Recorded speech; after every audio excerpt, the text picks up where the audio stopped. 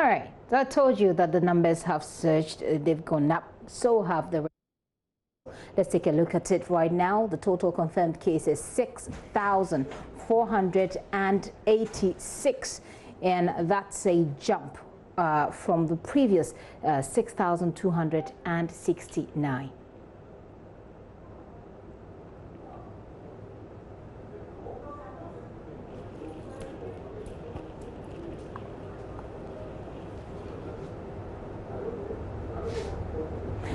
Well, hopefully you've taken time to digest that figure. But let's look at the regional breakdown. What does this say? In Greater Accra region alone, we're looking at 4,699, top of the chart. Ashanti region has 988, and it goes on and on. Eastern region has 106.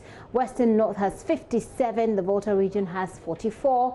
In the Northern region, 34. OT region has 26, Upper East region has 21, Northeast region has 2, and the Bono region has 1. Unfortunately, 31 people have died as a result of this pandemic here in Ghana. But good thing is, recoveries remain have actually jumped up 1,951. That gives you an idea of the figures that we're dealing with. The good thing, I must say, as I always do, is that people are recovering. It is not a do or die affair, but it is also very dangerous, and so you should be very careful with it. Send us your thoughts and your comment on our WhatsApp platform 0540-109-009. But like I said today, we're connecting with our correspondent across the country. I'm beginning from up north. I have Martina Bugri and Albert Sori. Martina Bugri is for the northern region, Albert Sori is for the Upper East region. They're joining us with what has happened so far in their regions, and I'd love to hear from you on that. Let's get on Zoom right now as we join our correspondent. Martina, Albert. Hi, Gifty. Hi, Gifty. Okay, so I have Martina, I have Albert, I have Fred Kwame Asari, and I have Nathalia Kwanzaa. Good to have you guys. Let me begin with Martina. We start from all the way from the north. Martina, what is the latest in your region as far as COVID-19 is concerned? The latest is that we have 34 cases, and these are contacts of the 2 people who tested positive after the foreign nationals, that's the Guineans and the Burkinabés. Their contact tracing has resulted in the current cases that we are getting.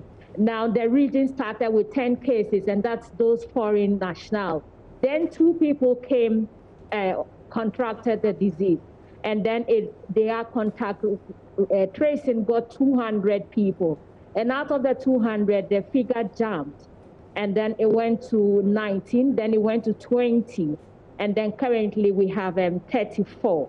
I must say that the regional health director we spoke to some few days ago was worried that because of the delay in the release of the results of the 200 cases they had sent to, there was the fear that we're going to have crisis in the region. He says there's going to be a challenge in tracing those contacts. But we are told that they have started the contact tracing as we speak now. That's the current situation. That's the current situation. I'll come back to you as we deal with a little bit more of the other dynamics. But let me connect with the Volta region, Fred Kwame Asari. Fred, let's start with what's the latest is. Starting from, telling us from where you started.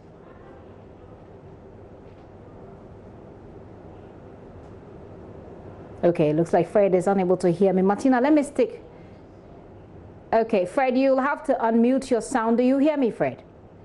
Yeah, I can hear you. Can you hear me? Fantastic. So tell us, as you heard Martina say, Martina takes us through the genesis of the outbreak in her region, how it started and where they are now. Can you give us that breakdown before we go along? All right. So the Volta region recorded the first batch of cases on April 12th. That was 9, out of which 6 were recorded in the Ketu South municipality. As we speak now, we have 44 cases in the Volta region, 44 active cases in the Volta region. Pohwe has 10, who has 8, who has 2 cases. Akachi South has a case, and then Ketu South has 22 cases. Agotim also recorded a case, but then as we speak, there's an additional case in the Hohwe municipality, which brings cases in Hohwe to 11. So out of the 44 or 45 cases, 11 were recorded in Hohwe, which means that Hohwe is gradually becoming the epicenter in the Volta region. But then also 28 out of the 45 cases, I should say, have recovered. We still have some 14 more cases that are at the isolation center, out of which 11 are housed in Ho, and then 3 are in Hohwe. I spoke to the Deputy Regional Director earlier, and he mentioned that 4 of the people or the persons who were infected with the virus and are at the isolation center have not exhibited symptoms, but then the rest have exhibited symptoms, and then they are responding to treatment. We'll break this down to a very, casual conversation, if I should put it that way, to put all of you at ease. We just want to have a very fun-filled regional conversation, although we're dealing with a very difficult subject. So, since we're in the Volta region, let me come to you, Ivy. I'll come back to you, Fred. Ivy, what sort of response are we getting from the residents? We've reported about how some of them are hesitant to wear masks, etc. Take us through the response that residents have given so far.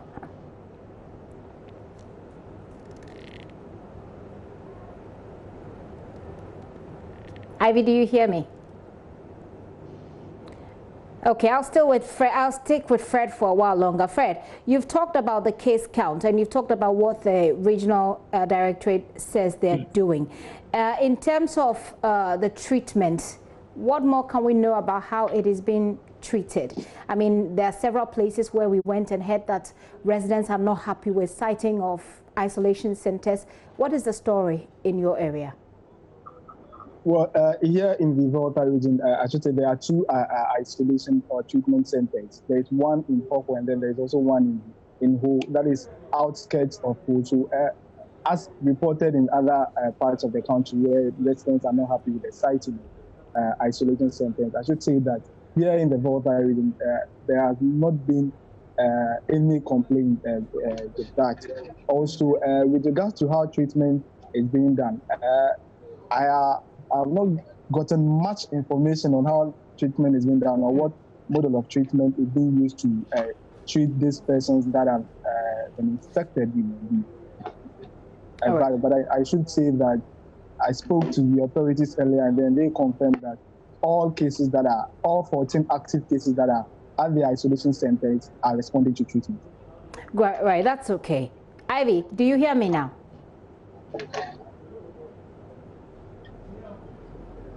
Okay. Ivy doesn't seem to hear me, but she'll give us a top up on what's happening in the Volta region in the past that she has monitored. Let me go back up to the Upper East region. Albert Sorry is there with us. Albert, take us through the case counts, the hotspots. What are they? Yes, so Gifty, we have 26 cases here in the Upper East region now. This number has actually stayed that way for 2 weeks now, if my memory serves me correctly. But let's go back to when we first recorded the first case in this region.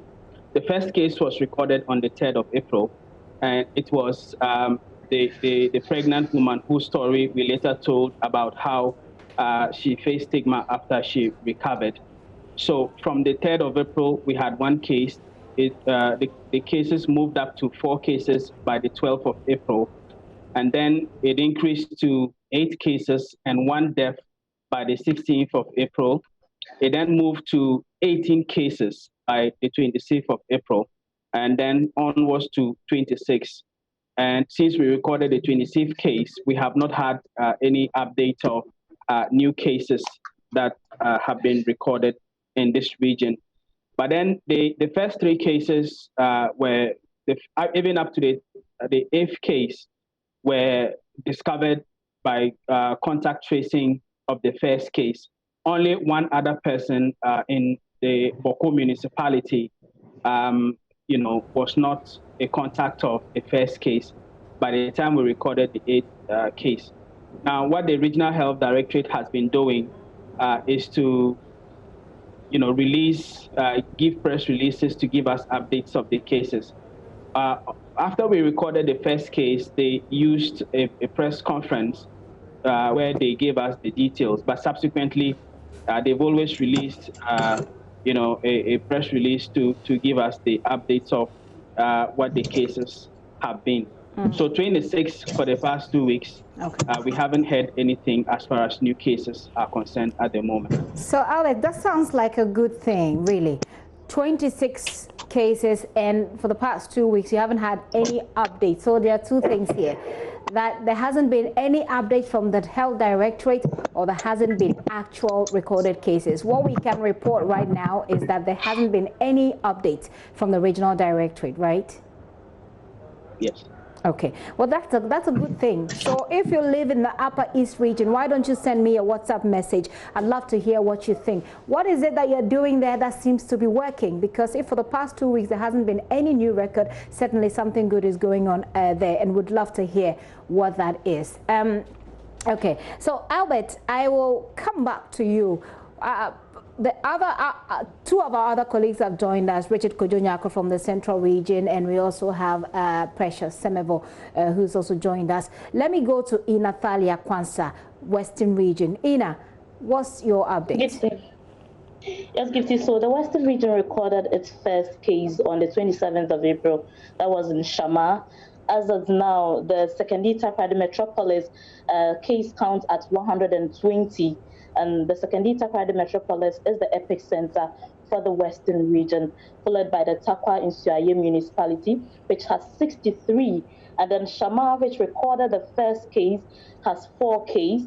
When you go to Ahanta West has 10 cases of the COVID-19 cases.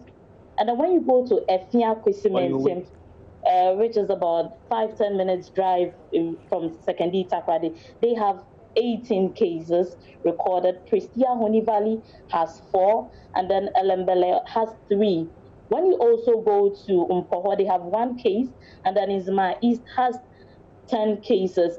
Gifty, the trend has been that over the past 2 weeks, the Secondita Pride Metropolis is always recording a case. Takwa started with 2, and now they have 63. So each day we have new cases being recorded. This has brought a lot of conversation.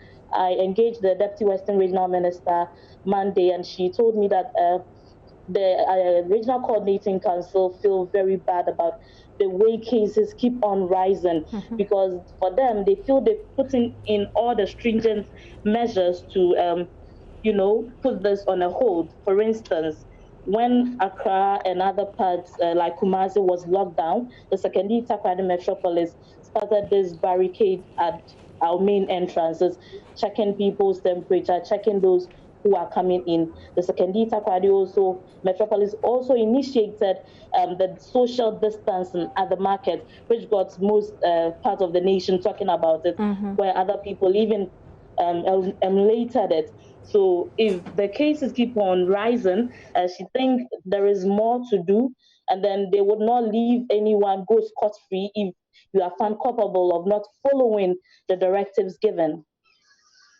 I find it interesting that in the Western Region had an example that everybody was sharing around, especially with how they treated the markets center. That people, there were mappings on the floor to make sure that there was social distancing. So it's pretty amazing that the cases are rising much faster in the Western Region than it is even in the Upper East Region. How do the residents feel about this? Do they feel responsible? Are they not, adhering to the protocols apart from what happened in the markets? What's happening? You see, the residents are anxious, but these people are also not staying in their homes. Like the market we had about a month ago, which had this markings of 1 kilometer in a box with a separate 2 kilometer before you get to the next trader. Now, when you get to the markets, they are crowded. A lot of people are trooping into the market. They are not staying home. You go to town, and people are not really using the face mask. 2 weeks ago, the Assembly, STMA, together with the Navy and then military, had to go out in town. It's either they warn you or at least some few strokes on your back to let you know that we are in serious times. Yeah. When in front of the STMA, I stayed there for about an hour monitoring how the security guards were checking people in their cars. So when you come across that path, heading to secondary regional office, and you are not in face mask, what they do is they get you down. When you prove to be stubborn, they take you into the assembly, they keep you there for some few minutes. But if you cooperate, they just find a face mask or something for you, and then you get it. And then there was also an issue of social distancing in the truckies and taxis. They were not observing it, so they had to enforce the law then 2 weeks ago. But you know, people are recalcitrant. They follow it for some days and then they go back to their old ways. Even though the cases are rising, they are anxious. But as to go through the protocol, it is becoming difficult. And this is what has become an issue for the Regional Coordinating Council.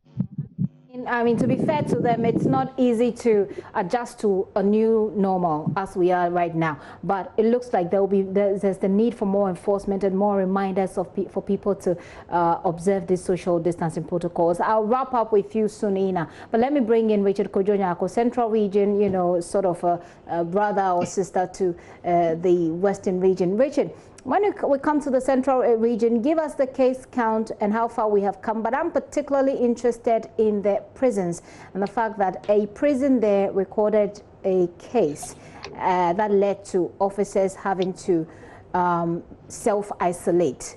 Give us your update and add a bit of that as well for us. And so let's start from the 14th of April, where we recorded one case.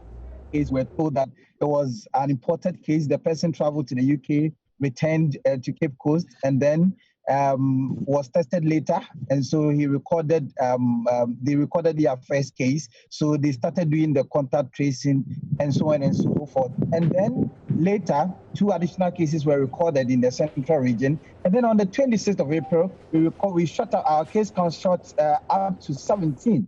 And then on the 28th, we still maintained the 17th. And then on the 30th, we moved a notch higher to 21. And then 2nd May, we went to 38.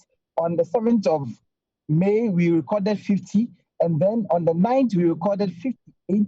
And then the subsequent, on the 11th, we recorded 127. Ever since then, our cases have been going up. Now we are getting closer to about 300 cases in the Central Region. And then what the health administration has been doing currently is to test all health officials. So the medical staff or the medical professionals that are in the various health centers are being tested. And so we go to Mori, for example, the returnees, those fishermen who were returning from Ivory Coast and other neighboring countries, were also quarantined, and then some tested negative, others tested positive.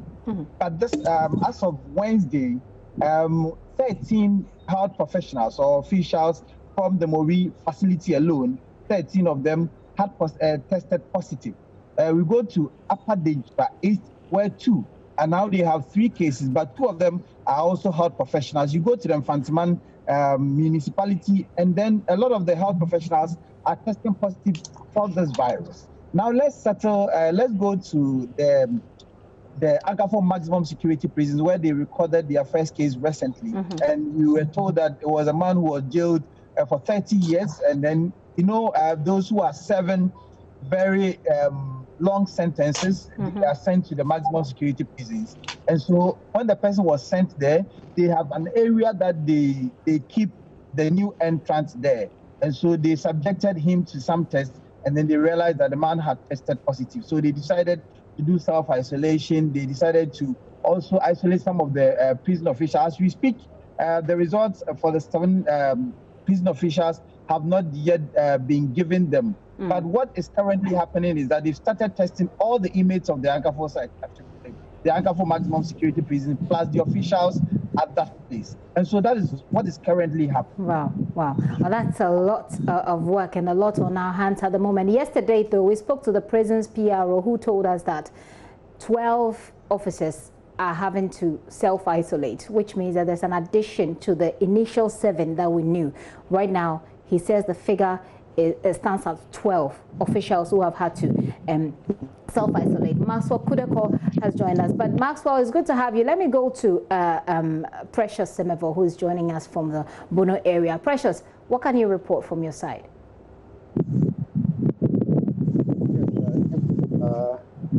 Fortunately for us, our situation here in the Bono region is not as serious as other regions have already, reported. In the Bono region, as at today, we have only one confirmed case, which was confirmed by the Health Directorate in the Bono region on the 8th of May. It happened in Sampa district, that is the Damanhort district. And this particular person is a Togolese national.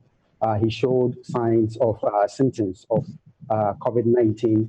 He was tested, and it was confirmed that indeed he has the virus. Measures were taken to isolate him, and then treatment started. But as at today, the Health Directorate, tells me that he is well and he has been repatriated to his native country, that is Togo. So as at now, in the Bono region, we have only one confirmed case in the Sampa, and even that he is well, has been repatriated to his native country, that is Togo. But according to the Regional Health Directorate, as much as they are trying their best to sensitize the populace as to the need to adhere to the safety protocols of the COVID-19, some few challenges, some few recalcitrant ones are making the job a bit difficult for them. Particularly if you go to the market, which as of now we have satellite market, one of them notably at the Sunyani Coronation Park, where market women, have been sent there to ensure that social distancing is adhered to. Even at that, it is not properly being observed. My visit to the Coronation Park this afternoon clearly showed that as much as they are trying, but it is still not the best. More work needs to be done. When it comes to wearing of the face mask, Gifty, I must say that it is a serious challenge for authorities here in the Bono region, as it is becoming sort of a fashion. People just wear it and drop it under their jaw so that in case they meet an official in town who is tasked to enforce the wearing of the face mask, then they'll put it on. I think that is a disturbing situation that we have in the region. Now, they are also saying that the washing of hands under running water, it started nicely, but as the days rolls by, the intensity seems to be going down. And that is also an area that needs to be looked at. Now, within the last 1 week, I've traveled to some districts in the Bono region, the Brekum, Doma, Banda district, Wenchi, and the likes. And I must say that some districts, if you go, you hardly see anyone wearing the face masks, particularly the Banda district. It was very, very difficult spotting individuals wearing a mask. If you talk to them, they just seems not to be concerned or bothered by what is happening in the country. They believe that it is far away from them, and unless and until they hear of a case closer to them, probably that is when that they will start adhering to the protocols. Some level of complacency we're seeing. Some level of complacency we're seeing there, which is what we also reported in Obuasi before we started seeing the cases surge. But if we're seeing all these problems, and I'm sure that officials have seen it. If they haven't, as you have reported, hopefully they've picked it up and they will be working on the areas that you have highlighted, Precious. But is it that more tests are not being conducted? What do we know? Are more tests being conducted? Because it is when you conduct a test that you know. If you don't conduct a test, you'll probably be thinking there's only one. Do we know if more tests are being conducted or not? As of now, for them to conduct a test, then it is as a result of contact tracing that they will conduct tests. But voluntary testing or mass testing is not happening as probably is happening in other districts. But let me also put on record that with the complacency aspect of the adherence of the safety protocols, the Sunyani Municipal Assembly, led by the Chief Executive herself, Madam Banahini, she has formed a task force together with the other security operatives, and they are going around the town ensuring that whoever comes into town, particularly the town central, will put on the face mask, or else you have to just go back. And some few, beatings goes on here and there. Occasionally, you see people having challenges with security operatives trying to enforce the law. But as I was trying to say, in the Ahafo region, as at now, we don't have a confirmed case in the Ahafo region. Now, just about a week ago, one case was allegedly confirmed at Dema in the Tano district. But we understand from the Ghana Health Service that this person was a contact tracing from Obuasi in the Ashanti region. And after his samples were taken, he moved to Dema even before his result, could come out. So after tracing him, they only did that or found him in Dema. Apparently, he had contact with a lot of people. But the good news we are having from Dema in the Tano district is that all those who had contact with him, their samples taken, they all came out negative. So as at now, in the Bono region, we have only one. In the Ahafo region, we have none. And protocols, adhering to protocols is a challenge that authorities will have to work harder for us to achieve that. Okay. So Anas Sabit, who also is in the Bono area, has been doing some checks for us in the markets. Take a look. All of them has been proven negative. That does not mean that we should be complacent, because the pandemic is real and we need to continuously adhere to the precautionary measures. So, of course, yes, we have not registered a case. That doesn't mean that we are going to relax in our putting in place all the check systems and then the precautionary measures. I know you've toured the entire region some weeks back. After the tour, what checkups are you putting in place to ensure that the people at the other areas continue with the fight as expected?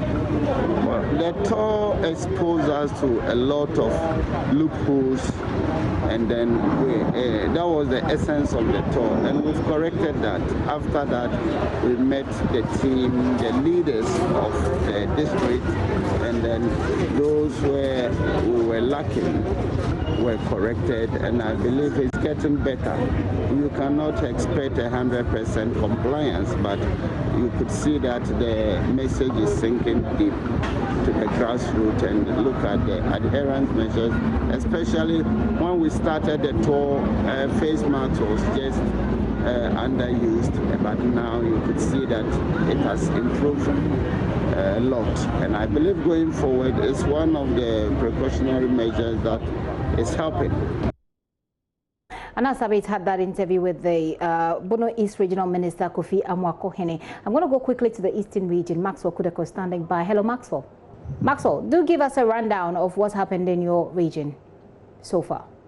Well, the COVID-19 started basically in the Lower Menya district, and that spread through to the Sojaman district. But as you speak now, there seems to be an even distribution of positive cases across the region.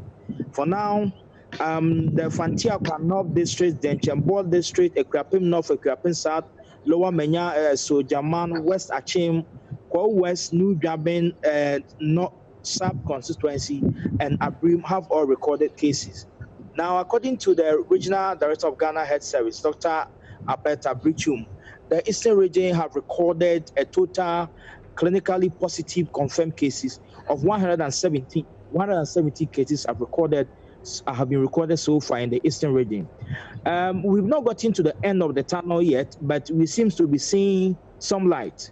Now, out of the 117 cases recorded, we have had 86 recoveries. So 86 persons who tested positive have recovered. The good news is that all the people who were tested positive in Lower Menya, especially those who worked with the Afcon construction firm, all of them have recovered fully. And the 12 persons in Sojaman have also recorded. Now, the other person in Begro have also recovered from the virus. So if you want to do a proper deduction or addition from the cases, the Eastern region as a stand now have 31 confirmed cases. We are told that health authorities are still waiting for more results, but we can report that only 31 confirmed cases so far are pending for further interrogation. Director of Health Service informed us that they are seriously treating people and they expect that by the next test, by the time the next test results will come, they should be able to clear them from the virus. However, we are also told that 13 health officials who work closely. But I do have most of our correspondents. I'm going to wrap up with all of you. Are you there, guys? What I want you to do, is to tell us how covering this has been for you in the region. Finally, briefly, each of you have a go at it. Tell us how covering this pandemic has been for you personally. Shall we start with Martina, you in the northern region? Okay. A lot of people around still do not believe COVID-19 exists. And so people are a bit careless and reckless. That gives you the sense, joining any group or reporting amongst people, you need to be extra careful yourself to stay safe. Mm-hmm. And so covering it is a bit hectic because you don't know who is positive or who is negative. And so you have to take up the responsibility to keep yourself safe. That's how come I say it's a bit difficult and challenging. Thank you, Martina. Thank you very much. Ina? Yes, Gifty, it's becoming more serious and more dangerous in the Western region because you do not know who you are meeting today or who you are meeting tomorrow, even though you are observing all the directives and all that. So going to do the things you usually used to do or going into the communities has become very difficult, especially when you get to the rural folks and then they think there is nothing like COVID-19, is something for the rich and those in the cities.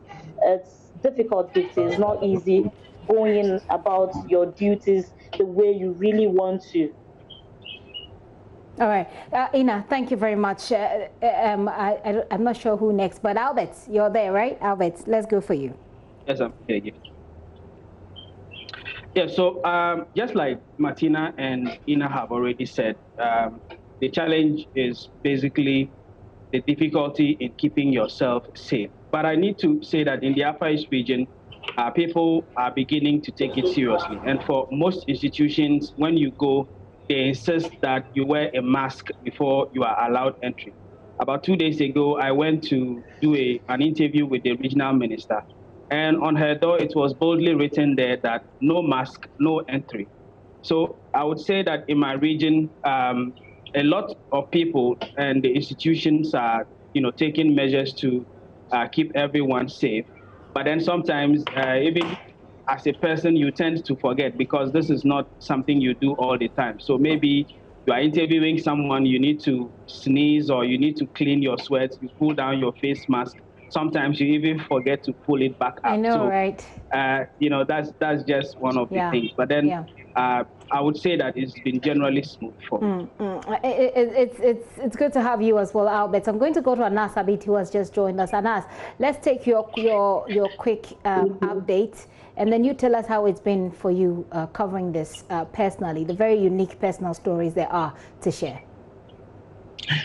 Well, Gifty, here in the Bono East region, the region still remain one of the few regions without a single COVID-19 case, and as a result, authorities here in the region have been putting in measures to ensure that the region will remain COVID-19 free. They've taken it upon themselves to tour the entire region. I'm referring to the regional minister, plus some regional executives touring the entire region some weeks back.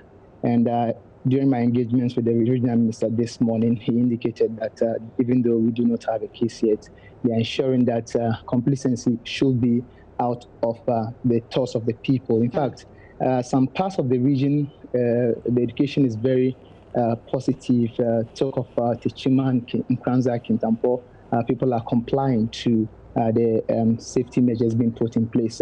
But the situation is not the same with other parts of the region, heading towards Sydney East and Sydney West plus Peru East and West. The areas are quite not abiding by the directives, especially with the use of the nose masks and then the directive on hand washing, plus the use of other PPEs. Those areas are still need much education, except that from what we are picking now, the situation has been improved now compared to when we visited the areas some 2 weeks ago. So that is the situation for now. And measures, among the measures that have been put in place is to ensure that security points are put at border posts, areas that shares border with districts that are having confirmed cases. Right. In Keji, for instance, right after the lake, they have cases in the Volta region. So they're ensuring that the ferry plus other routes that connect to the region are being properly secure to ensure that people are not importing cases in the region. So far, I think this is briefly the situation here in the Bono East region. Anas, thank you very much for that update there, and thank you all our correspondent. Next time we should have more of these conversations. Next time I'd love to hear about the good things that have happened because of coronavirus, so we can work around that one as well as we wrap up on today. I'm told that I ran out of time, so I'm unable to come all around to get your personal, unique stories. Let's put it together for the good stuff when next we have this conversation. Thank you all very much. I've been talking to Martina Buguya, Northern Regional Correspondent, Upper East Regional Correspondent, Albert Sori. We were able to have Rafiq Salam, but certainly we'll have him the next time we do this. And I've had Inathalia Kwanza, Western Regional Correspondent, and Nat Sabit, Bono East Correspondent, Maxwell Kudeko, Eastern Region Correspondent. I think I haven't left anybody out. We also had Precious Semevo, Bono correspondent as well. So if you live in this region, I'd love to hear from you. Some of you have already started sending your messages. You've seen the concerns that our correspondents have raised. What can you do in your own small way to change the story for the better? If you heard the reports that they brought to us, what can you do to make the situation any better? We'll have more of this conversation, trust me, as the week goes along next week. But some messages here. In the Upper East region, this one says, I believe it is the sacrifices that we have done in our various shrines for their request. All our local communities have suppressed the spread of coronavirus in the region. Donald Ananga, you are a traditionalist. You send that in. Thank you for sending your message. Good afternoon. It says, please, I want you to bring people to that Volta region, Bando, Toko. The leaders are selling Ghana water meter, to us. So there's a water situation there as well. Finally, about 22 assemblies at Takwan CIM to confirm the appointment of MC Benjamin Jesse. That's also a story that we brought you earlier on News Today. I'm going to take a very quick break. When I return, we'll take a look at the global perspective. We'll go to Germany, and then we have our head of health desk, Fred Smith, bring us a wrap of what's happening around the world. Do stay with us.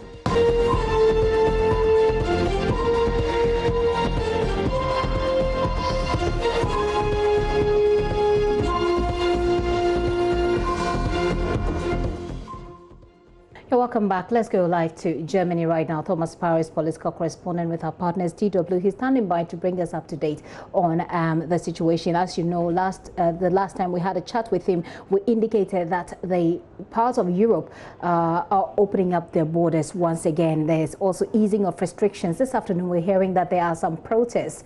Thomas, it's good to have you, and thank you very much for your patience. Give us an update on these protests. What are they for, and have they ended? These protests are actually ongoing. I mean, they started a few weeks ago, normally at the weekends, and it is important to stress that it is a rather diverse group of people who are protesting against the restrictions. It's a bit paradoxical or ironic that these protests actually come or have grown as Germany eases those restrictions, but what these people are actually protesting against is those restrictions as such. You have a very varied group of people, from people who reject vaccinations to people who defend civil liberties to people who are in favor of conspiracies or myths. It's a very strange, diverse group of people. It's been described as a sort of loud minority, and it's important to stress this, Gifty, because when you look at different polls, it is clear that the majority of Germans, and that's not only one poll, but various polls, have stressed that they support policies by the government at a federal level and at a regional level as well. So we're talking actually of rather small groups of people who have been gathering in different German cities to protest against those restrictions. Nevertheless, they have caught the attention of authorities who are worried that those protests could actually be infiltrated by far-right extremists, for example, or other groups, and that they could actually turn more difficult and even violent. We've seen some instances of violence, for example, against journalists in those protests, so it is again something that does concern authorities. It is something also rather difficult to understand because, as I said earlier, when you have Germany easing its restrictions, at the same time you have people who go out to the streets on different occasions in small numbers to protest against restrictions. So this just gives you an idea of what a small part of the population here in Germany is up to and what they think of what's happening. Again, it's important to stress that a majority of Germans are actually in favor of what the government has been doing and how the government has been easing those restrictions. It's very interesting the way you put it. Now, when the restrictions were eased is when these people went on the streets. They're probably saying they don't want any more of the restrictions going forward. Speaking of which, you told us the last time we talked to you this week that the borders are beginning to open up. Has it started already? How did it go? So the borders have indeed begun to reopen. So the border, for example, between Germany and Luxembourg was opened last weekend, and border restrictions with some of the other countries that Germany has borders with, like France, Austria, Switzerland, those controls have also been reduced. That is going to be a process that will be around until about mid-June, when the idea is that then the borders will be completely opened. As you can imagine, this is a rather difficult process because you have to discuss with the other countries exactly how that will work, not only what people will be able to do when they cross, but what kind of hygiene measures or social distancing measures will have to be put in place, and what type of work between authorities in both countries will be like. It's important, all this, Gifty. I went out today here in Berlin to film a report and ask people in different parts of Berlin what they actually think, not only about the borders, but also about all the other restrictions that have been eased.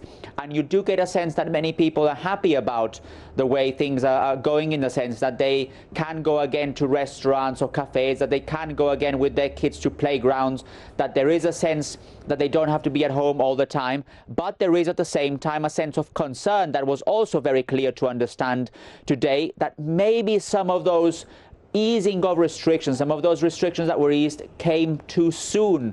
And one person even said that she thought that even the case of the borders was too soon, too quick. So I think Germans in general are a bit ambivalent. They have a sort of mixed feelings. On the one hand, they're happy because they don't have to be at home all the time, especially now that the weather's so great here. On the other hand, they are concerned because the more they ease restrictions, the more relaxed Germans are, and this could also lead to a sort of increase in the number of infected people, and that is obviously something that has not only citizens but also the authorities concerned.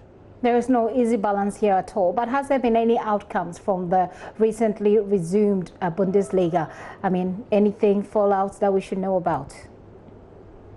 There's something interesting, not about the Bundesliga, but about this issue of the restrictions. There are those who say that actually getting out of lockdown is more difficult than getting into lockdown. And when you get into lockdown, it is actually easy because the government can actually say from now on museums are closed, or from now on restaurants are closed, or from now on kids will no longer go to school. But once you do the opposite, once you start opening up again, that is a very difficult process, because you have to give people the understanding that yes, they can get back to some sense of normality, but at the same time, they still have to take care and they still have to be responsible. And by the way, that also applies to a large extent to the Bundesliga, because the Bundesliga restarted last weekend. There are more matches planned this weekend, big matches as well, without any fans in the stadium, with those measures that we already discussed those hygiene and social distancing measures. And that again is one of those issues where Germans are divided. On the one hand, they do believe that it's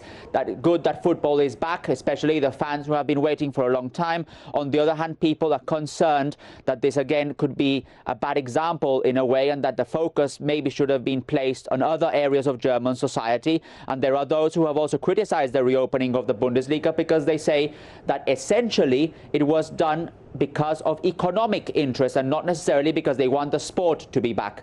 So that gives you also the impression of what the debate is here. And it's also, by the way, a debate that has transcended Germany, as other leagues around the world, as other countries around the world also discuss how, under what conditions and when sport can actually go back, and under what new normal that can happen. It's a conversation we're having here in Ghana as well, and every time we draw our references from the Bundesliga, we're having that conversation here whether or not the Ghana football, the Ghana league should continue. But Thomas, it's good to have you once again. So now that the restrictions are eased, it means that life is pretty normal. We can say that. It's basically close to normal. So it's been described as an almost complete return to normality. There are things that are still not permitted. So mass gatherings, for example, are still banned. Germans are still not allowed to travel. That is something that, as we discussed, will only happen gradually. So Germans are still very wary of trying to book summer holidays because borders are still not entirely open, and there is still a worldwide travel warning from the German Foreign Ministry. People still have to wear face masks here when they go out, when they're on public transport and in shops, for example. They still have to maintain social distancing, so they can't meet with a large group of people. So all these things are still indicators that the situation is not over completely, that Germany still faces a challenge, and that the situation could become rather different if the numbers go up again. That's why Angela Merkel said that it would not be very good if Germans, now that they are basically back to normal, and important to stress the word basically or almost back to normal, if they simply let that opportunity go because they're not responsible enough when it comes to keeping social distance and maintaining those responsible attitudes when it comes to their interactions with other people. Very healthy balance we need to strike. The need to have some semblance of normalcy and the need to still protect ourselves against this virus. Thomas, thank you so much for today. Thomas Sparrow there is political correspondent with our partners DW. Every week he joins us with details of what's happening in Europe and also in Germany. Well, we're hearing that Germany is easing restrictions slowly. Now they've opened up the border with Luxembourg and some other countries. If you live in those areas, well, good news for you. But we keep monitoring to see how that impacts the spread of the virus. Now let's take a look at the global situation. Fred Smith is head of our help desk. He's joining us via Zoom with the global outlook. Fred, tell us what we should know as far as the global outlook is concerned. Well, the cases we have around the world have currently increased past the 5 million mark. And if you look at the United States, for instance, they have more than 1.5 million cases. It's followed by Russia with more than 326,000 cases, Brazil with 310. So in terms of top three, these are the countries. And then in terms of countries with the number of deaths, you still have the United States leading that, and many of the states in the United States are leading in terms of the deaths. Looking at what's happening around the world, in Brazil, for instance, where we have the world's second highest number of cases, their deaths have surpassed 20,000, and they have more than 20,000 cases. And then in China, everything is back to business because, if you recall, if the Congress was delayed, and it's as a result of this resurgence of coronavirus cases. And then in Spain, we know that they are also easing the restrictions there. Whilst in the Middle East, we know that 10,000 Iran medical professionals have also tested positive for it. And that's in terms of the world, what's happening. But Gifty, I'll tell you what, Ghana and other African countries are seeing slow in the number of cases they are recording on a daily basis. However, we need to be very concerned about Nigeria for the West African sub-region. As we speak, Nigeria, with 7,016 cases, they have as many as 211 deaths, and that's very alarming. That's out of the 578 total for the sub-region. Nigeria alone with 211, Gifty. And Fred, in terms of recoveries, is there any good news to, point to? Well, indeed, we're having more than 10,000 recoveries in the West African sub-region. That's out of the total of 27,000 cases that we have, 10,000 recoveries so far. And we also have 16,162 cases that are still active. Well, Fred, thank you very much. But do we have any information as far as, your sources are concerned with Ghana's situation? It's been a while. Yes, indeed. Ghana's cases continue to climb, but on a slow scale because we have been able to clear the backlog. And so the number of cases that we'll be hearing going forward will be reducing. Even though we still record cases, will be on a declining scale. And so having said that, I refer you to what Albert Sori told us from the Upper East today when we went on the regional, connected with the regional correspondent. He said that for the past about 2 weeks, he wasn't so sure, I must say, for about 2 weeks, they've been at 26, the Upper East region. Looks to me like something good has been done in the Upper East region. Bono has had one case for some time and it stayed that way. But then the correspondent also says that people are not really adhering to the protocols in some places. I get the inclination that perhaps we need to conduct some more tests there. I don't know how you see this scenario. Well, I think that the more tests that we conduct, the more cases that we will be able to find. And so as the contact tracers continue to look for persons who may have been exposed, we're likely to get some more cases. But as I said earlier, it's not likely as high as we've had in the past. And what do you think about the central region and the western region? They're seeing some real quick jumps there. Natalia reported about how the numbers keeps increasing, especially in the western region, which didn't have a case as at when the epicenters, Accra and the Ashanti region, had a lot of cases. What are your thoughts on that as well, Fred? Well, Gifty, the lockdown was lifted some weeks ago and people continue to move. And so if persons who've been exposed in, say, Greater Accra region and have moved to the central region, they are likely to spread over there. And the lifting of the restriction mainly may account for rising cases in some of these areas. But of course, it's also not clear how people are moving. And we would expect that maybe once we have the lockdown lifted, we'll be able to conduct some more contact tracing and enforce the measures that were announced by the president in his previous messages.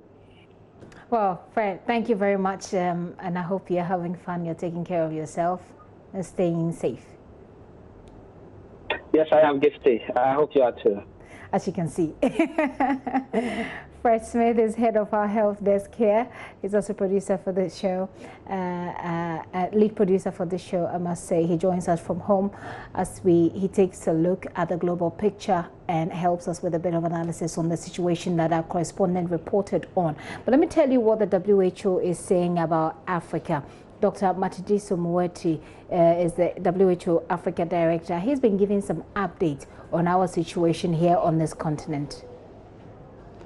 In the WHO African region, the COVID-19 pandemic has reached every member state, and over half the countries have community transmission going on. Although case numbers are seemingly low, African countries and people are equally important to WHO for support. Much has been said about the weakness of African health systems, and many African communities are very vulnerable because of socio-economic determinants. With food insecurity and exacerbated economic distress, governments are having to balance lives and livelihoods in this response.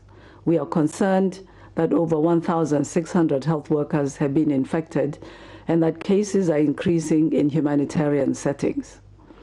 Governments are working day and night, and WHO and partners like the Africa CDC are supporting them to save lives.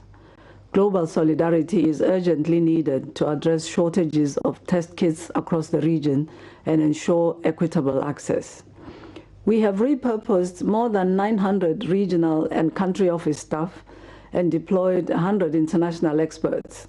And we are working with governments and partners to establish humanitarian corridors to provide additional support and supplies. Our assistance in developing national response plans has helped to mobilize over $300 million for public health actions, and we are coordinating with other UN agencies and partners to mitigate the socioeconomic impacts of COVID-19. We are seeing results. Namibia and the Seychelles have not reported any new cases for over a month.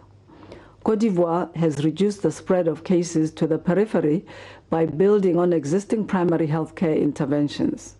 South Africa and Mauritania have mobilized thousands of community health workers. In the Democratic Republic of the Congo, health educators are sharing information on Ebola and COVID-19. Zambia and Zimbabwe are using real-time polio surveillance to track the spread of cases. As we fight this pandemic, we cannot lose sight of other priorities. The African region is on the verge of certifying the eradication of wild polio virus. This is a major public health milestone in Africa, and lessons and tools from this experience are helping direct the COVID-19 response in countries. Modeling studies by WHO and partners show that deaths from HIV, AIDS, and malaria could dramatically increase if essential services are disrupted. Countries are reporting stockouts of vaccines, and immunization campaigns have been postponed. These complex challenges call for regional and global solidarity, innovation, and equitable approaches to protect the most vulnerable among us. We count on this to succeed in making health a reality for all. Dr. Moeti, the WHO representative for Africa. Now, government has granted Kuwait permission to bring back some 245 Ghanaians who have been deported as Ghana's borders remain closed. Speaking at a press briefing on the decision, Information Minister Kojo Nkrumah stated that the deportees will be mandatorily quarantined, and those who test negative will remain in quarantine for a second test. The government of Kuwait has informed the government of Ghana of an intention to deport some 245 Ghanaians who are currently in Kuwait illegally. The government of Kuwait has further requested permission from the government of Ghana to bring these persons into the Ghanaian jurisdiction on Saturday, the 30th of May, 2020. The government of Ghana has subsequently granted a special permit for the admission of the said deportees to Ghana. This deportation is to be executed via a special charter flight arrangement at the cost of the Kuwaiti government. Now, this deportation comes at a time when Ghana's borders remain closed to human travel as part of the international travel restrictions under Ghana's COVID-19 response program. As you would recall, the restrictions are to limit the importation of cases into Ghana. However, even after these restrictions were imposed, we have granted special exemptions for some countries to evacuate their citizens from our jurisdiction. The government of Ghana, in line with some of the exemptions granted earlier, hereby announces the following measures to safely admit the 245 deportees from Kuwait into Ghana while ensuring that the risk to the COVID-19 response program is mitigated. Number one, the deportees will be mandatorily quarantined and tested for COVID-19 immediately upon arrival into Ghana. Number two, deportees who test positive will be given the necessary supportive treatment. Deportees who test negative will remain in quarantine for a second test at the end of a 14-day quarantine period. The cost of quarantine and treatment is to be borne by the government of Ghana. The National Security Secretariat has been instructed to work in collaboration with the military, the immigration, and the police to take responsibility for ensuring that the mandatory quarantine is adequately enforced. The Ghana Health Service is been asked to take responsibility for the testing and, if need be, treatment of these deportees. The general public is hereby assured that all measures to ensure the health of the general population and to ensure that the gains of the COVID-19 response program are upheld are being undertaken, even at this time, by the government of Ghana. The potential deportees from Kuwait, these are persons who were found to be staying illegally in Kuwait. The Kuwaiti government has gone through their processes and has satisfied the government of Ghana that these are Ghanaian citizens who are illegally staying in Kuwait, and the government of Ghana has given that permission, that special permit that aircraft containing them can land. I'm trying to confirm the date. It is actually tomorrow. It is tomorrow, not the 30th. It is tomorrow. It is tomorrow that they will be getting to Ghana. So they will be leaving Kuwait tonight, and then they will be getting to Ghana tomorrow. And we have triggered the process to ensure that we can receive them, we can mandatorily quarantine and test and ensure that they don't become a threat to the Ghanaian population, if indeed we have some cases in there. The minister also says sanctions must apply to Ghanaians who are aiding people get into the country illegally. The reason for which on a daily basis we hear 40 people arrested here, 60 people arrested here, 80 people arrested here, the reason for which you hear that is because the Ghana Immigration Service and the Ghana Armed Forces have significantly stepped up the fortification of our borders, both on the legal entry points and what is known to be some of the illegal crossing points. The Ghana Immigration Service has on its own put up about 700 men and women to augment their already existing numbers. The Ghana Armed Forces, through Operation Conquered Fist, is supporting that exercise. That is why they are able to get the intelligence, make these arrests on a regular basis, which you, our colleagues, are doing very well by reporting. And then we get the sense, particularly of some of our own citizens who aid and abet these persons who want to come into the jurisdiction illegally. That's the first one. The second one is that, yes, there ought to be some sanctions, and indeed instructions have been given that sanctions must apply particularly to Ghanaians who are in the business of aiding and abetting people without authority to cross now that our borders are closed. The little nuance in that is that as part of the COVID-19 response program, you would notice that arrests, keeping people in custody and related matters are very sensitive and therefore are not handled with the normal dispatch and, may I say, even aggression that you see.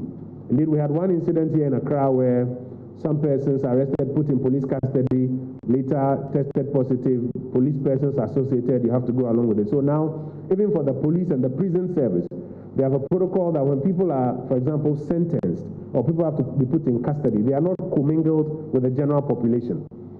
And so that affects how quickly you can see some of these things in terms of the sanctions side also happening. But those sanctions must happen. I do know that instructions have been given that we should find a way of getting those sanctions applied quickly and announced so that it serves as a deterrent to other persons. Kojo Nkrumah there. He also indicated that the Foreign Affairs Ministry has been providing support to some Ghanaians who are unable to come into the country as a result of the border closure. He says the data is being studied and the decision will be made on a cohort basis. A lot of data has been gathered. What we are going to do is to treat it on a case-by-case basis. So all the other categories, as I mentioned, will also be examined on a case-by-case basis.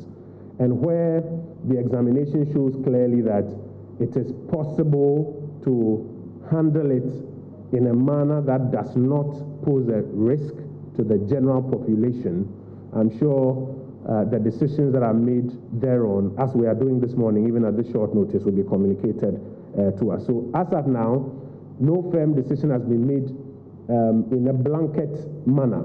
It's been handled on a case-by-case basis.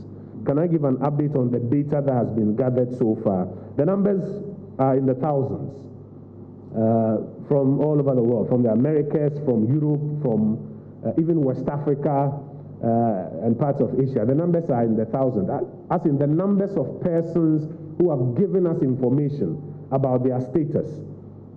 I hope you understand me. I'm not saying that thousands of people want to come back. I just need to be very clear on that. You have another tall assessor. So the numbers of Ghanaians who are giving us information are in their thousands, but they are being examined on a cohort-by-cohort basis or a case-by-case basis, so that a good decision is made without putting the general population and the gains of the COVID-19 response program so far at risk.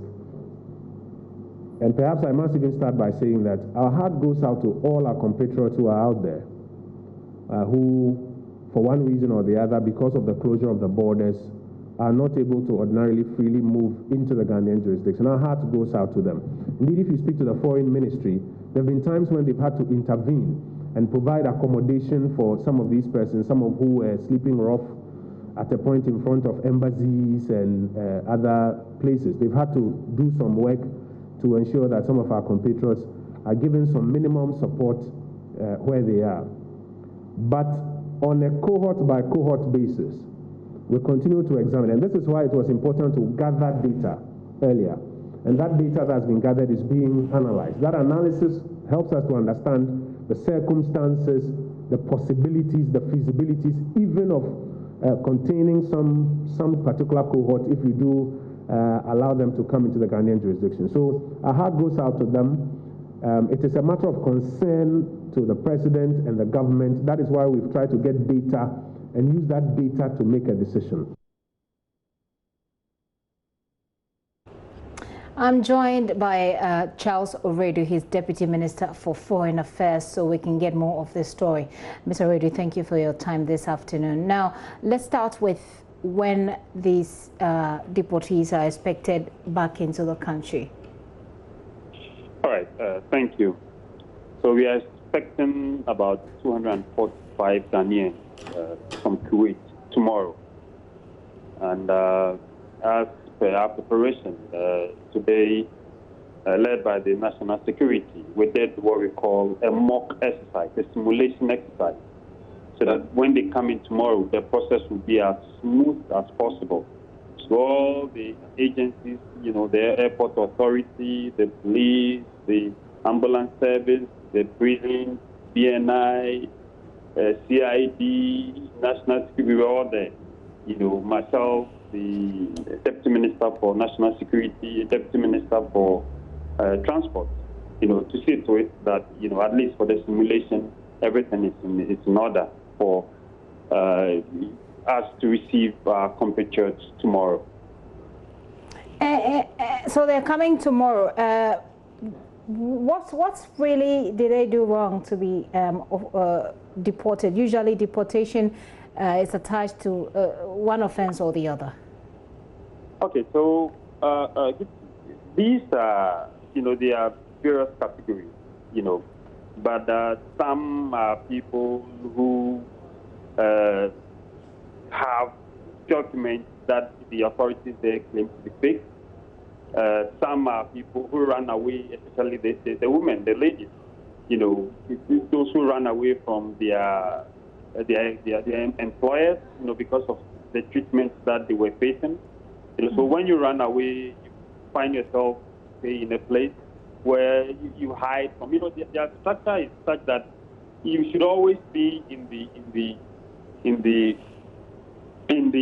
homes or in the territories of your bosses. Okay. You know, the bosses will hold your documents, your passport, and you know the situation that we are confronted with the Gulf states. So the very moment you leave the confines of those spaces of where you are supposed to work, then that means you go without any documentation. And when you are arrested, then I mean to flouted one of their laws. I see. So these are the categories of people that we have.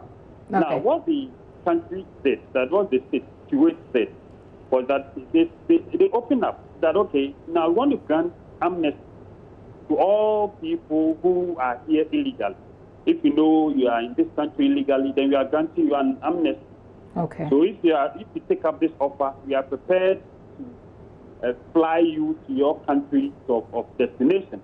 And that is exactly what this category, or that's exactly what these people took advantage of. So it was an amnesty that these people took advantage of, and then that as we speak now, I think that they are being kept in a very humane environment, ready to board the aircraft, to Ghana tomorrow.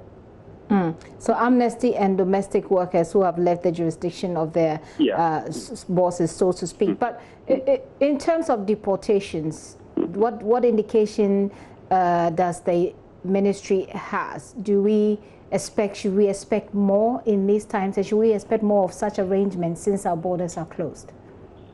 Yes, I guess so. Because in part of this, I know you are quite conversant with some of the repatriations or some of the deportations that we've had, from the U.S., from Europe, from some of these other countries, and especially from Libya, as a result of what is happening in Libya, with the support of IOM, for example, the International Organization for Migration. They've assisted us in bringing home some of Ghanaians who were caught in the conflict, on their journey to cross the Mediterranean.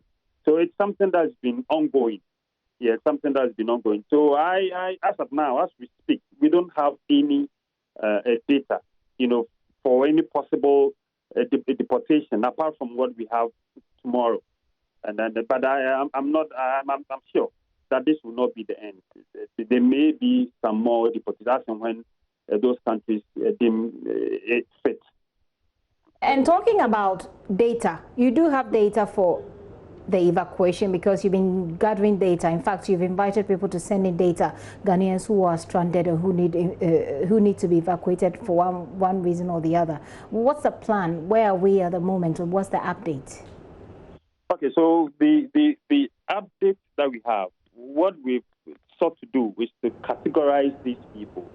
So we have those who have the ability to pay, those who've gone knocking on the doors of the embassies or the ambassadors that they are willing to pay once an aircraft is provided, then, or once the Ghana airspace or the borders are open, they are ready to pay for any evacuation. These are made up of business people, private individuals, students, that private sponsored students, government sponsored students who are yet to complete their courses and not. We also have some who were funded by government to travel. You have people in the ministries, government agencies who traveled for a conference or a meeting, and they found themselves unable to come back, because of the lockdown. You also have some students, government-sponsored students, who were sent out there, for further studies, and as a result of the closure of the airport, they are unable to come. Then the third category, it will be for the deportees, like what we're expecting tomorrow from Kuwait. Okay. So these are the three main categories of people that we have. And in terms of the data, we've gotten names and details from as many countries as possible. But this is just the raw data. Ours was to collate that data.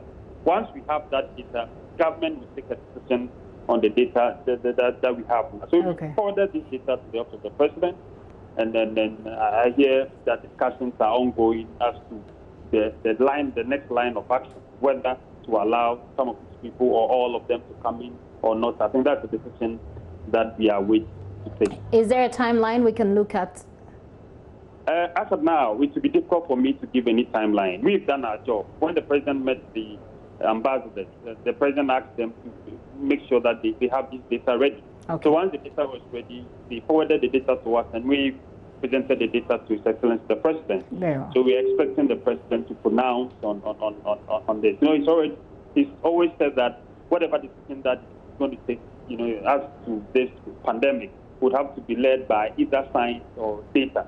So this is the data. We presented the data to him, the section is the president, so we await his decision on this. Okay. Well, Mr. Redu, thank you very much. But the minister said that you're providing some sort of support to Ghanaians. What sort of support is he referring to? Oh, we've had situations where, even in the case of for example, Ghanaians were being ejected from their homes. You know, in China? I'm saying it's an example, like in China. When I guess you read reports. Certainly. What have we done about that situation, sir? Yeah, so in that case, for example, you know, we got the mission or the embassy in Guangzhou and Beijing, you know, collected some of their bedding, you know, some of their clothing, some of their bags in safekeeping.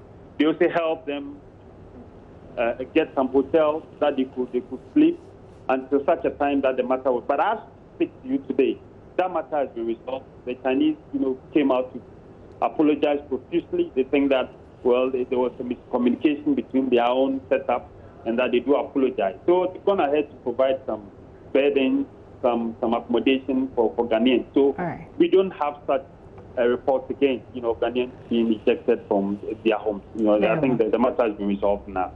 So thank you very much for your time, and we'll be coming back to you for more details on the evacuation plan, since a lot of people are looking forward to it as well. Charles Oredu is the Deputy Minister for Foreign Affairs and Regional Integration. Well, Ranking Member on Parliament's Foreign Affairs Committee, Samuel Okujeto-Ablakwa, has been reacting to the government's response as far as evacuating stranded Ghanaians are concerned. Before Ghanaians join or embark on those flights, they will be tested. You must test negative. When you arrive, you will be quarantined. So I think that the whole policy of government towards Ghanaians outside, Ghanaians stranded abroad, has not been thought through. It was not considered at all. There was absolutely no plan. And so you notice that initially there was propaganda, heavy propaganda, that hey, the minority wants the virus imported to Ghana. And check all the other countries who did evacuation. That is what sent the virus to their country. Fake news. And sadly, some of you in the media perpetrate this fake news. There is no evidence whatsoever that any country got this virus or had this virus imported into their country because of evacuation. Not one country. Italy, they have found the first people who tested positive. They were doctors, tourists. France, Germany. There is no evidence, no scintilla of evidence that any country engaged in evacuation and it led to importation of the virus. It's just fake news, government propaganda, just to cover up for its incompetence and its ineptitude and total insensitivity towards the plight of Ghanaians. And that point must be made forcefully. It is also important to emphasize that evacuations follow WHO protocols and they are safe. Before you evacuate, you are tested. Do you think that the flight crews, they don't care about their health and safety? Pilots, you think they don't care about their health and safety? They don't have family? So evacuations follow safety protocols, WHO protocols. When they arrive, they will be quarantined. So, ladies and gentlemen, let's appeal to our government to do what is right. They owe a duty of care to our nationals. Let us not wait for other governments to be deporting our nationals before we say we are going to open the airports. What is happening now is an embarrassment. We should not have waited for the Kuwaiti government to say, hey, I've rounded up your guys. We've had enough. Other countries have come for their nationals. You are refusing to come for your nationals. As for us, we've rounded them up. We are bearing the cost. If you won't open your airports, it's up to you. So this should serve as a wake-up call, and let us reach out to Ghanaians in other countries. I hope that the collation of data that is going on, I saw the notices from our missions abroad, from New York, Washington, London, and other places. calling for people who are stranded to send in names. That was 2 weeks ago. Again, look at our level of response. So slow. It's as if we don't really want to help. And it's so inept. And you see, we are in a crisis. People are stranded. People are sleeping rough. The information minister himself confirms that they are aware that some Ghanaians are really, really in a difficult place. They are sleeping rough. They've run out of hotel bills. They've run out of upkeep money. And yet, we are here. Initially, we don't want to evacuate. Then we change our position later. Okay, embassies, collate. Let's see what the numbers are. And still no definite position. As we speak, the government says they are discussing. Government has still. How long is government going to discuss? And that a firm decision will be taken subsequently. Isn't the fact that they're allowing the Kuwaitis in, for example, a good first step that at least the will to get it done is there, as far as you're concerned? I disagree with your use of the expression allowing the Kuwaitis, as if our government had a choice. Okudzeto Blackwa, minority spokesperson on foreign affairs. Well, a national conversation has started on what the new normal will be if President Akufo-Addo relaxes restrictions on social gatherings. Currently, schools, churches and mosques have been shut to reduce the spread of the virus. But government has said with no vaccines, no cures found, it's time to live our normal lives while observing the protocols to prevent spread. So what do you think about that? All depends on the number. You know, as the numbers are still increasing, I don't think it should be now. But then it should take a little time. Okay, but with churches and then with churches, for instance, we can, we can just give some distances, social distance. That one there, I think it will work. But with these schools, with our schools, I don't think it will be possible at this time, especially with the young ones. They can, when we say social distance, they wouldn't understand, you see. Most of our mothers go outside for goods and to sell in this country. But once the border is locked, it's like nothing is really going on. There's nothing in town to buy or stuff. If you list it up, it's okay, but there should be precautions towards it. Schools can be on hold they can even go for at least another year, because with school there's no age in school, so you can wait for another year as in schools. But as in churches, we can fellowship at home also, so God is everywhere. The president himself is not happy by being lifting the ban, because you know why? The business are being collapsing. The private schools are being collapsing. They are losing a lot of money. So what the government have to do, whatever the case, you have to lift the ban so that business can do what? Can flourish. Because our economy is been sinking. We keep on borrowing money and all that. So what we do, you have to lift the ban so that things can start opening up or even freshen up. We are not like a Western country have been developed. They can do this lockdown for more than 20 or 10 years. No, we are not like that. People are suffering. So, like I said, I'm not happy. But I just want to put myself in the government shoe. The kind of pressure putting pressure on him. So we have to understand him. We can go to church, worship our God and all that. But the question is, how long should it continue for us to be on the impose of the ban? The church can minimize their servicing, maybe 3 services a day. You understand? It's not about making the money, but they also want to do what? Protect the God's children. That's what the church have to do. We should be able to have washing your hands, the sanitizers and everything. The church can provide, because it's the same people providing the money to them. It's 2 ways. If the ban should be lifted and there should be proper management in the protocols, or following the protocols on this thing, what government has brought, social distance and other things should be followed actually, then I think there's no problem in lifting the ban. But if they lift the ban and people will not follow the protocol, then I don't think the government should do it. Yeah, because it's for our own safety. Where we find ourselves here in Ghana, I think I won't support the fact that the borders has to be open, because the way you might take care of yourself will be different from the way somebody might take care of themselves. So, yeah, I think it's best we keep it closed until anybody, those responsible for knowing whether or not it's safe can tell us it's safe. So if they open it, it's going to put us at risk. So I'm not sure we're ready for the social gathering thing to continue. Yeah.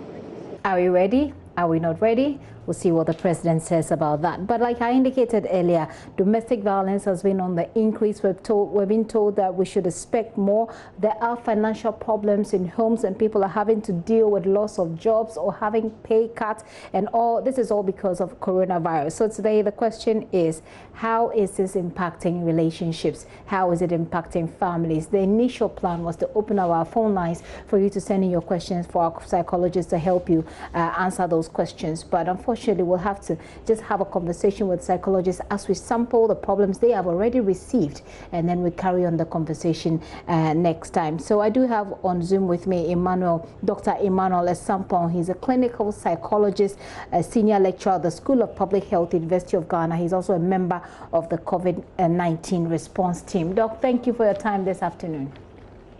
Thank you for having me. So I understand already you've been receiving some requests for assistance as far as psychological support is concerned. What sort of requests are you getting exactly? Right, so mainly these requests have bordered around people having to deal with the anxiety and fear associated with the disease.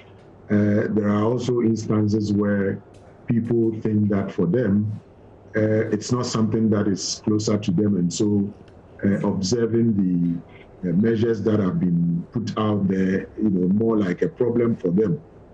Issues of stigma have also come up, and then how best we can actually go about this whole thing said that the responses, that have come from different places, will be appropriate. So to a very large extent, I would say that a lot of the issues that have come up are bordered on, people's emotional stability and how well they can cope.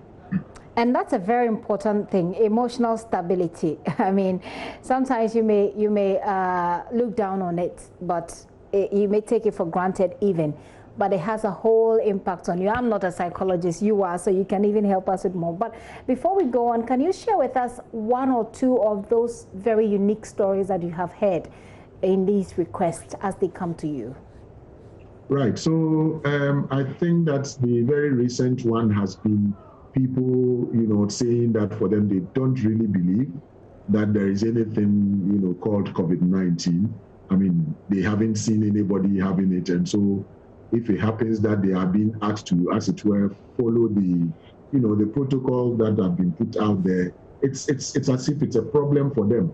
I mean, wearing of their mask, for example, somebody thinks that, because of the names that people have actually associated with the mask, some calling it a mouth diaper, some also saying that it is a brazier for the mouth, all those things. So they are thinking that, well, they are not going to step out there wearing these things for people to, as it were, call them or refer to what they are wearing by those names. And the thing is, more like trying to correct the impression that they have about, doing some of these things. The reality is that this is a new disease. We have not got, much information about, how people can be infected apart from what we already know. Yeah. And so, I mean, in the right senses of the scientists, they have come up with very simple measures that, we all need to follow. I mean, I'm saying it's simple because then, bottom line, if you know that you don't have anything to do out there, then you stay put in your home so that, I mean, there won't be the need for you to, be wearing the mask, be washing your hands and, all those things. I think that is what, most, people should be looking up to instead of stepping out there and not wanting to do, follow the measures when they actually may give the disease to somebody or they may contract it from somebody. Now, talking about wearing of masks, I mean, the President of the United States, Donald Trump, is one of the biggest people who think that wearing of the mask is not necessary. In fact, he calls it a political hijab yesterday because he had one, but he didn't want to wear it for the media to capture, for other people to see. And for people who think that they don't want to wear the mask because they haven't seen anybody with it, is there a problem? I mean, psychologically, would you say, what is going on in the minds of people who think like that? Well, you know, I'm hesitant to say that these people have any psychological problems, you know, when I have not encountered many of them. Okay. What I think really is that it's as if the information that we are putting out there, it's coming from the top to the bottom. And you know that, I mean, the cultural context that we find ourselves in are quite unique. And if somebody at the top, already people have all kinds of perceptions about people at the top. Okay. You know, so the thinking is that perhaps we did not resort to the right community engagement. Okay. You know, because I have argued that in every community there are people who wield all kinds of influence, people who have power, people who have authority, said that these people, when they put out anything, the community people are more than ready to accept it. You know, so having gone into the community right, how are we able to identify these people, educate them on what exactly we want community members to do? And then they are the ones who are putting the information out there. And the interesting thing will be that these people are also in the community. And so once they put out the information, the expectation on their part will be for these people to adhere to that. But if it is that it is coming from, you know, the top, then it becomes, you know, a bit difficult for people to easily accept. And I mean, like, you know, there are certain people, you know, in the society who, for them, not until the thing has really gotten to them, I mean, they will always doubt that there isn't anything like this. Yeah, yeah. It's interesting. Perhaps next week we'll be able to open up the phone lines and have people calling to you. But you're part of the COVID-19 response team. So based on what you have received, the request that you have received with the anxiety, the fear, the denial, the stigmatization, and the obvious impacts these will be having on the family and relationships of these people, we can delve into this deeper next time when we have this conversation. How have you responded to these requests that have come through? Great. So this COVID-19 response team is specifically, you know, located at the School of Public Health, University of Ghana.